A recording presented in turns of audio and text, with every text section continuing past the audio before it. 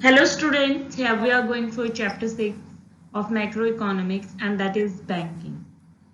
In this chapter we are going to discuss about money creation by the commercial banks, the central bank meaning and its functions, and how RBI control the money supply in India.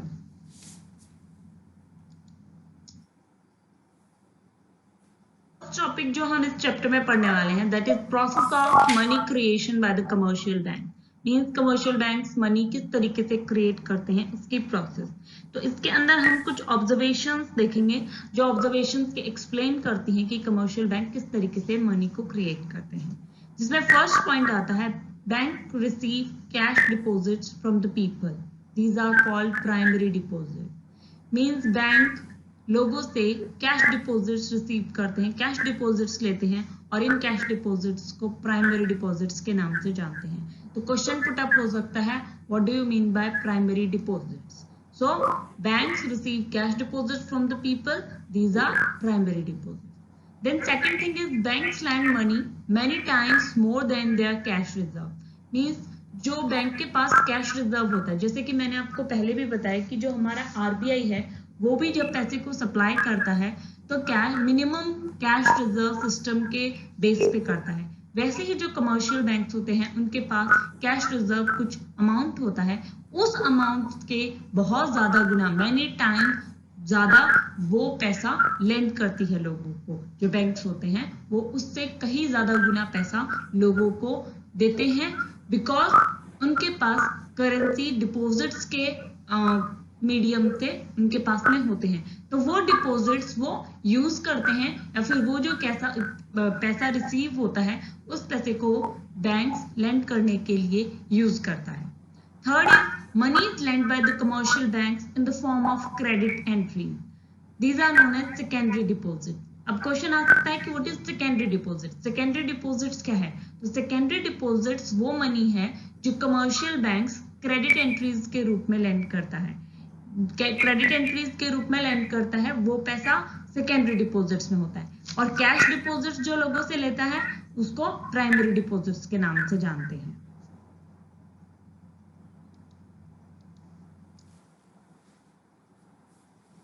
इस process में ही हम अगला point देखते हैं, fourth point, borrowers can issue cheque against credit in their account. जो borrowers हैं cheque issue कर सकते हैं, अगर उनके अकाउंट में उतना अमाउंट नहीं भी होता है तो भी वो क्रेडिट में वो उतने अमाउंट का चेक इश्यू कर सकते हैं। ऐसी फैसिलिटी बैंक प्रोवाइड करवाती है।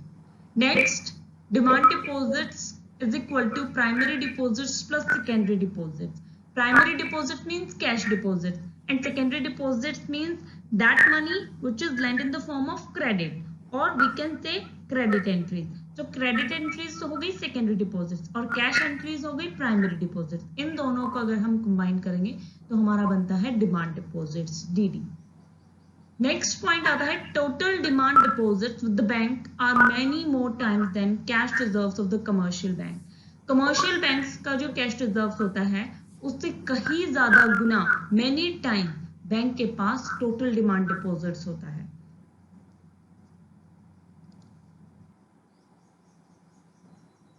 Point number 7, if experiences shows that withdrawals are generally around 10% of demand deposits, the banks need to keep only 10% of deposits as cash reserves.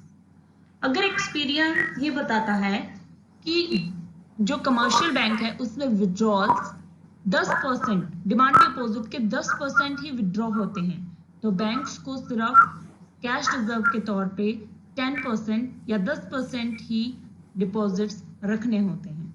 Means कि जरूरत मतलब जनरली अगर उन्होंने देख लिया है कि विड्रॉल 10% ही होते हैं, डिमांड डिपॉजिट का 10%, तो बैंक्स डिमांड डिपॉजिट या जो कैश रिजर्व होते हैं उसके फॉर्म में डिमांड डिपॉजिट्स का 10% रुपीज ही रख सकती है। Then all demand deposit serves as money supply in the economy. जितने भी डिमांड डिपॉजिट जितने भी डीडी होते हैं वो एज अ मनी सप्लाई हमारी इकोनॉमी में मनी सप्लाई के तौर पे काम करती हैं। जो भी demand deposits whether these are in cash or in credit. Then demand deposit serving as money supply is called bank money. What is bank money? Demand deposits जो मनी सप्लाई के तौर पे हमें सर्व कर रहा है उसे हम कहते हैं bank money. Or cash reserve ratio. Cash reserve ratio क्या होता है? ये एक अमाउंट होता है जो कमर्शियल बैंक्स को आरबीआई के पास रखना पड़ता है, जिसको हम फर्दर आगे पढ़ेंगे जब हम सप्लाई के बारे में पढ़ेंगे कि किस तरीके से मनी की सप्लाई को कंट्रोल किया जा सकता है, उसमें हम इस टॉपिक को देखेंगे। सीआरआर आरबीआई डिटरमाइन करता है। सीआरआर को एलआरआर भी कहते हैं, लीगल रिजर्व रेशियो। सीआरआर जो है कमर्शियल बैंक्स को ये जो मिनिमम मैंने आपको बताया कि मिनिमम कैश रिजर्व रखना पड़ता है आरबीआई के पास, तो आरबीआई से डिटरमाइन करता है और टाइम टू टाइम ये चेंज होता रहता है as per the situation. Credit multiplier, इसको के से रिप्रेजेंट करते हैं। क्रेडिट मल्टीप्लायर क्या होता है?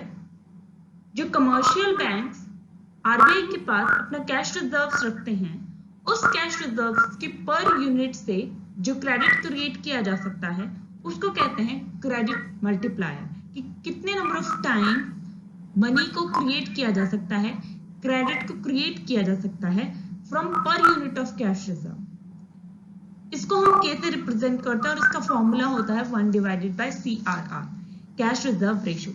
सीआरआर कुछ एक डिटरमाइंड परसेंटेज होती है जो आरबीआई डिसाइड करती है, which all commercial banks have to keep with the RBI, और ये फ्लक्चुएट होती रहती है as per the situation of economy। तो आरबीआई इसको डिसाइड करती है, उससे इस तरीके से हम इसे क्रेडिट मल्टीप्लायर को कैलकुलेट कर सकते हैं। Bank of India, central bank of India is RBI, reserve bank of India. Reserve bank of India 1 अप्रैल 1935 को इस्टेब्लिश हुआ था। इसका हेडक्वार्टर महाराष्ट्र में है। अभी फिलहाल जो आरबीआई के गवर्नर हैं वो हैं शक्तिकांत दास। जो आरबीआई है ये हमारी कंट्री के अंदर एक सोल एजेंसी है, मींस इकलौती एक एजेंसी है जो नोट इश्यू करती है और हमारी इकोनॉमी में मनी के सप्लाई को कंट्रोल करती है। It is the apex bank. Central bank is the apex bank. It controls the entire banking system of a country. एक कंट्री के जितने भी बैंकिंग सिस्टम है उसको कंट्रोल करने का काम सेंट्रल बैंक करता है। Means in our country that is RBI, Reserve Bank of India.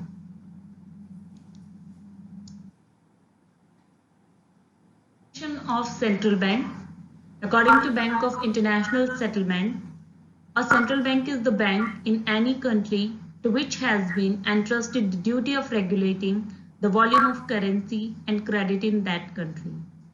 इस डेफिनेशन के अकॉर्डिंग किसी भी कंट्री का सेंट्रल बैंक वो बैंक होता है जो उस कंट्री के अंदर वॉल्यूम ऑफ करेंसी और क्रेडिट रेगुलेट करने की ड्यूटी जिसे सौंपी जाती है, कि वो ये डिसाइड करता है या फिर वो ये रेगुलेट करता है कि करेंसी और क्रेडिट उस कंट्री में कितना होगा, कितना रेगुलेट होगा।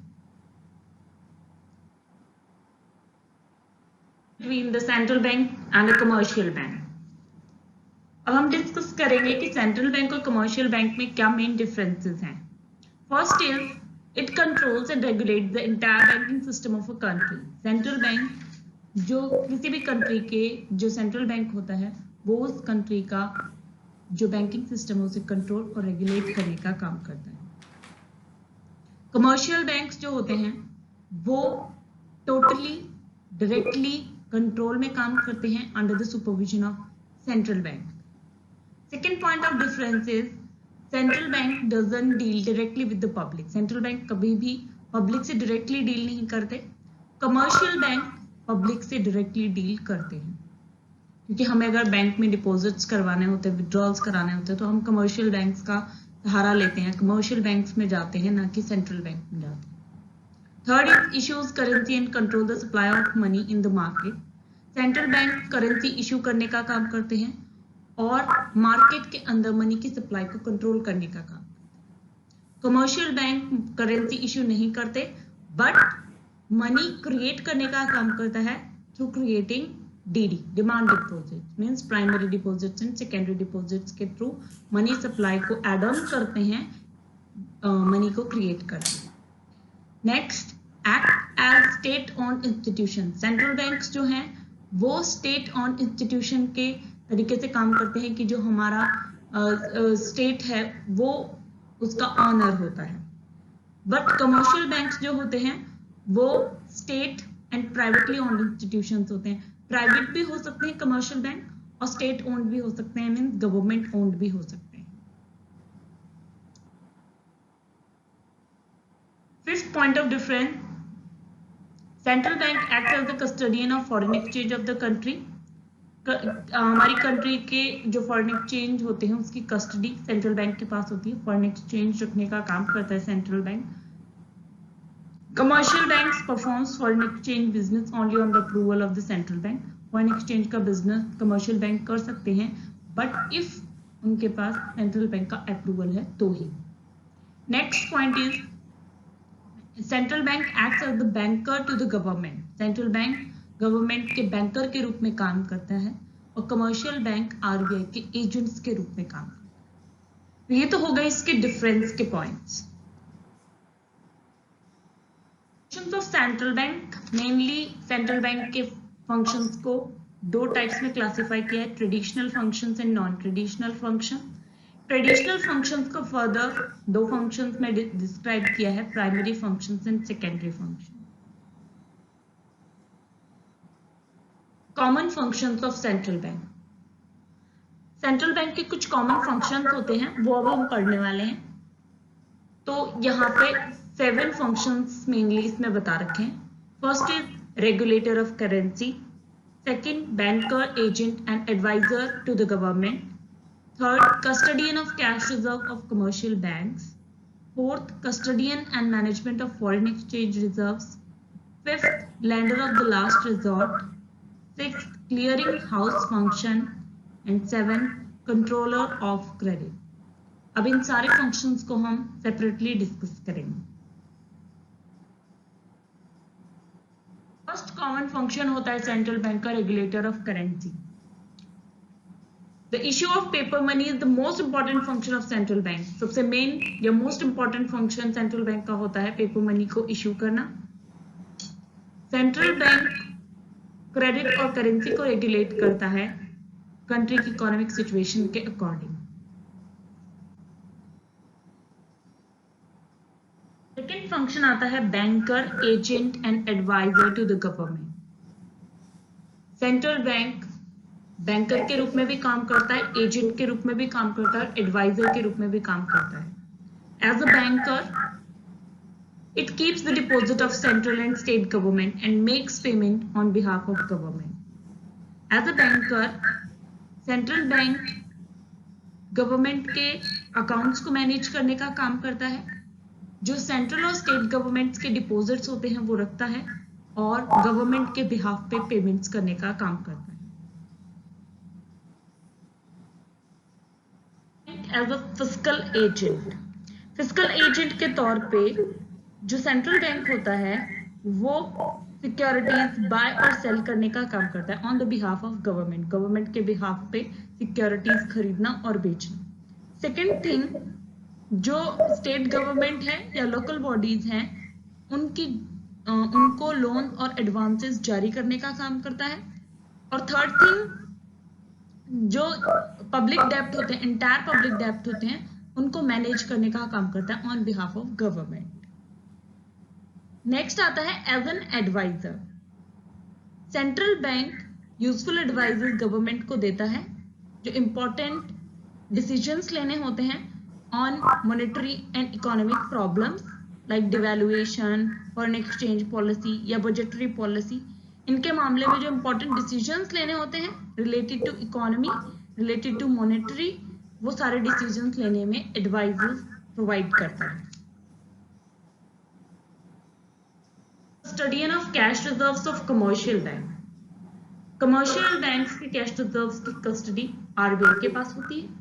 कमर्शियल बैंक्स को एक सर्टेन परसेंटेज कैश रिजर्व का सेंट्रल बैंक के पास रखना होता है और इस रिजर्व के बेसिस पे सेंट्रल बैंक फंड्स ट्रांसफर करता है एक बैंक से दूसरे बैंक को, ताकि उनके चेक्स क्लियर हो सके।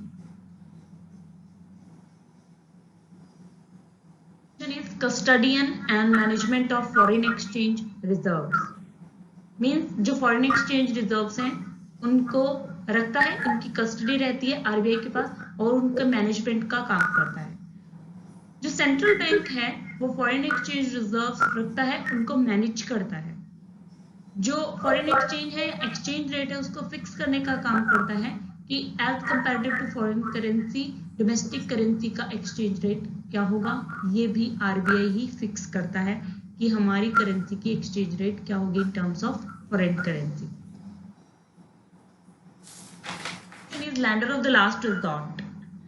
इसका मतलब ये है कि जो कमर्शियल बैंक हैं वो जब फाइनेंशियल फैसिलिटी कहीं से भी उन्हें नहीं मिलती है तो जो कमर्शियल बैंक्स हैं वो सेंट्रल बैंक को अप्रोच करते हैं। सेंट्रल बैंक लोन एडवांस करता है और ये जो लोन एडवांस करता है सेंट्रल बैंक, तो उससे पहले एश्योर कर लेता है कि इस लोन से या इस फाइनेंशियल हेल्प से कोई प्रॉब्लम क्रिएट ना हो, या फिर हमारी कंट्री का जो बैंकिंग सिस्टम है वो सफर ना करे, या फिर जो मनी मार्केट है वो स्टेबल रहे। ये दो चीजें इसके अंदर पहले ही सेंट्रल बैंक देख लेता है। उसके बाद में जो कमर्शियल बैंक है उसको अकोमोडेशन देता है in form of free discount, collateral advances, bill brokers, जो भी ये सारी जो अकोमोडेशन हैं या फैसिलिटीज हैं ये सेंट्रल बैंक प्रोवाइड करता है। नेक्स्ट फंक्शन है clearing house function. Clearing house function mean जो कमर्शियल बैंक्स हैं उनके लिए central bank clearing house function के रूप में काम करता है या फिर क्लियरिंग हाउस के रूप में काम करता है। इसके अंदर क्या होता है कि फॉर एग्जांपल कोई एक बैंक है बैंक ए और एक बैंक है बैंक बी। तो बैंक ए ने मान लो कि कोई चेक रिसीव किया है 10,000 रुपीज का, that is drawn on bank B, and bank B receive a check of 15,000 drawn on bank A। जो दोनों ये बैंक हैं, इन दोनों बैंक्स के, बिकॉज ये कमर्शियल बैंक्स हैं तो इनका जो अकाउंट है वो सेंट्रल बैंक में होगा। तो इनके जो दोनों अकाउंट सेंट्रल बैंक के अंदर हैं, तो ये जो चेक्स हैं बोथ बैंक्स के, ये उस अकाउंट से क्लियर हो जाएंगे। जो सेंट्रल बैंक में इनका अकाउंट है उससे ये चेक्स क्लियर हो जाएंगे। ऐसा इसलिए होता है to avoid transfer of cash between the banks, means banks के बीच में कैश के ट्रांजैक्शंस ना हो, ट्रांसफर ना हो, और ऐसा इसलिए कि ताकि जो कैश की अवेलेबिलिटी है या कैश की रिक्वायरमेंट है वो कम हो। तो ये काम क्लियरिंग हाउस के रूप में सेंट्रल बैंक ही कर देता है। वो है controller of credit. Central bank का प्रिंसिपल फंक्शन होता है control of credit. Control of credit का मतलब है कि एक इकोनॉमी के अंदर मनी की सप्लाई को इंक्रीज करना है या डिक्रीज करना है। ये काम भी, इसको कंट्रोल करने का काम भी सेंट्रल बैंक ही करता है। ये इसको इंक्रीज करना है या डिक्रीज करना है, that totally depends on the situation of economy, कि इन्फ्लेशन की सिचुएशन है और डिफ्लेशन की सिचुएशन है, ये देखना होगा। तो ड्यूरिंग इन्फ्लेशन की जो सिचुएशन अगर होती है तो उस कंडीशन में मनी की सप्लाई को रिड्यूस कर दिया जाता है, और डिफ्लेशन की सिचुएशन में मनी की सप्लाई को इंक्रीज कर दिया जाता है, ताकि स्टेबिलिटी आ सके, जो इकोनॉमी है उसके अंदर स्टेबिलिटी लाई जा सके। Now measures to control money supply by the central bank. Central bank money supply को कंट्रोल करने के लिए क्या क्या मेजर्स लेता है? तो टू टाइप्स के इंस्ट्रूमेंट्स हैं या टू टाइप के मेजर्स हैं जो लिए जा सकते हैं। First is quantitative instrument and second is qualitative instruments. Quantitative instruments of credit control. These are those instruments of credit control which focus on the overall supply of money in the economy. Quantitative instrument वो instrument होते हैं credit को control करने के लिए जिनका total focus economy के अंदर टोटल जो ओवरऑल सप्लाई होती है मनी की उसके ऊपर मेन फोकस होता है। तो ये वो इंस्ट्रूमेंट हैं जो ओवरऑल सप्लाई मनी की, जो ओवरऑल टोटल सप्लाई होती है मनी की, उसके ऊपर फोकस रखते हैं। मनी की सप्लाई को लो कर दिया जाता है अगर इन्फ्लेशन की सिचुएशन हो, और मनी सप्लाई को रेज कर दिया जाता है अगर सिचुएशन डिफ्लेशन की हो।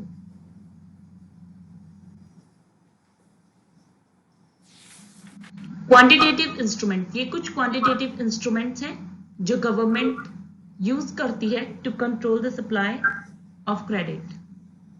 Bank rate, open market operations, repo rate, reverse repo rate, cash reserve ratio, statutory liquidity ratio. Bank rate. It refers to the rate of interest at which the RBI lends money to the commercial bank. Bank rate वो rate है या फिर वो rate of interest है जिस पे RBI commercial banks को पैसा देती है। रेट ऑफ इंटरेस्ट, एक सर्टेन रेट ऑफ इंटरेस्ट, जिस रेट ऑफ इंटरेस्ट के ऊपर RBI कमर्शियल बैंक्स को पैसा देती है, उस रेट ऑफ इंटरेस्ट को बैंक रेट कहते हैं। ओपन मार्केट ऑपरेशन, जब आरबीआई ओपन मार्केट में सिक्योरिटीज को खरीदने का या बेचने का काम करता है गवर्नमेंट के बिहाफ पे, तो उसको कहते हैं ओपन मार्केट ऑपरेशन। और रीपर्चेज रेट, रेपो रेट या रीपर्चेज रेट वो रेट होता है जिस रेट पे आरबीआई कमर्शियल बैंक को शॉर्ट पीरियड लोन ऑफर करता है गवर्नमेंट सिक्योरिटीज को बाय करके, और एक एग्रीमेंट साइन होता है, रीपर्चेज एग्रीमेंट साइन होता है दोनों पार्टीज के बीच में कि जो सिक्योरिटीज हैं वो रीपर्चेज कर ली जाएंगी कमर्शियल बैंक्स के द्वारा। एक कोई डेट डिटरमाइन कर दी जाती है कि इस गिवन डेट के ऊपर रीपर्चेज कर ली जाएंगी किसी एक determined price. Reverse repo rate या reverse repurchase rate, reverse repurchase rate उसका उल्टा होता है, रेपो रेट का उल्टा होता है reverse repo rate. Reverse repo rate का मतलब है वो रेट जिसके ऊपर आरबीआई डिपॉजिट्स एक्सेप्ट करता है कमर्शियल बैंक से। कमर्शियल बैंक से डिपॉजिट एक्सेप्ट करता है, वो हो गया रिवर्स रेपो रेट। और अगर आरबीआई लोन ग्रांट करता है, लोन देता है, तो वो हो जाता है जिस रेट के ऊपर, वो हो जाता है repo rate. Cash reserve ratio CRR, जो कमर्शियल बैंक्स हैं उनके टोटल डिपॉजिट्स का मिनिमम परसेंटेज जो उन्हें आरबीआई के पास रखना होता है, उस मिनिमम परसेंटेज को कैश रिजर्व रेशियो कहते हैं। आता है स्टैट्यूटरी लिक्विडिटी रेशियो SLR। हर एक बैंक को अपने एसेट्स का एक फिक्स्ड परसेंटेज लिक्विड एसेट्स के रूप में मेंटेन करना होता है, जिसको SLR के नाम से हम जानते हैं, स्टैट्यूटरी लिक्विडिटी रेशियो। इसके अंदर cash, gold, unencumbered, approved securities included होती हैं लिक्विड एसेट्स के अंदर।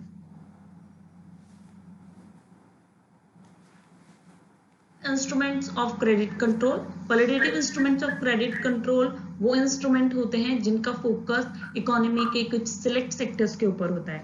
ये जो सिलेक्टेड सेक्टर्स होते हैं ये प्रिंसिपल सोर्स, इंस्टेबिलिटी के प्रिंसिपल सोर्स होते हैं किसी भी इकोनॉमी के अंदर, कि जिनसे इकोनॉमी के अंदर इंस्टेबिलिटी आ सकती है, ऐसे सोर्सेज। क्वालिटेटिव इंस्ट्रूमेंट 3 होते हैं, margin requirement, rationing of credit and moral suasion. में फर्स्ट आता है मार्जिन रिक्वायरमेंट। मार्जिन रिक्वायरमेंट क्या होता है? मार्जिन रिक्वायरमेंट डिफरेंस होता है बिटवीन जो सिक्योरिटी ऑफर की गई है लोन के लिए उसके करंट वैल्यू में और जो लोन ग्रांट किया गया उसकी वैल्यू में, दोनों में डिफरेंस जो होता है उस डिफरेंस को मार्जिन रिक्वायरमेंट कहते हैं।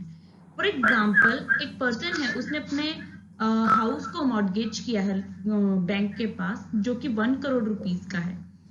कितना लोन लेने के लिए? 80 लाख रुपीस का लोन लेने के लिए। तो जो ये मार्जिन है इसके बीच में कि 1 करोड़ का घर है, 80 लाख रुपीस की लोन को लेने के लिए उसने 1 करोड़ रुपीस का घर गिरवी रखा है, तो 20 लाख रुपीस जो है वो मार्जिन रिक्वायरमेंट कहलाएगा। Rationing of credit. Rationing of credit का मतलब है कि जो डिफरेंट बिजनेस एक्टिविटीज होती हैं कि इकोनॉमी के अंदर, उन डिफरेंट बिजनेस एक्टिविटीज के क्रेडिट कोटास को फिक्स कर दिया गया है।